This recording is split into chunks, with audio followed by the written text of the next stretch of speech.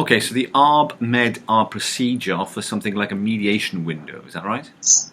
Yes, and this word mediation window is a really useful term because it refers to any time mediation is used within another process, typically within an advisory or within a determinative process such as arbitration or adjudication.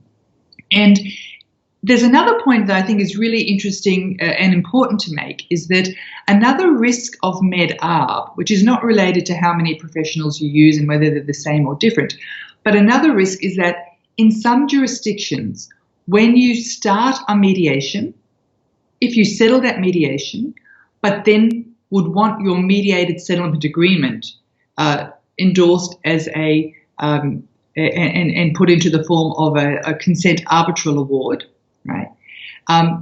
That you can do that in some jurisdictions, but in other jurisdictions you can't, right? Now, let me backtrack and say, why would you want a mediated settlement agreement in the form of an arbitral award? Well, you might want it for expedited enforcement reasons, right? Because an arbitral award has a different, sort of a different enforceability mechanism compared to an ordinary contract in a mediated settlement agreement. But in order to have an arbitral award, right, you need to have a dispute to go into the arbitration, right, in order for the arbitrator to issue an award. If you've gone into mediation, settled the dispute, and then want to start arbitration, where's your dispute? You don't have one, right?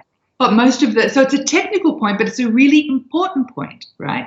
And in some jurisdictions, it means that Med-Arb will work unless you want your mediated settlement agreement to take the form of an consent arbitral award. And if you do, the real risk is that consent arbitral award is not enforceable, right? Because that whole arbitration is a farce because there's no dispute to start with.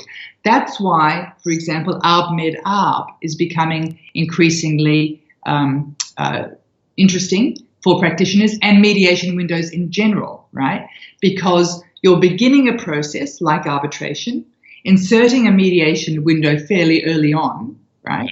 So, and then you're just going back to the arbitration process, which means that if you settle in mediation, you can still have your mediated settlement agreement enforced as an arbitral award.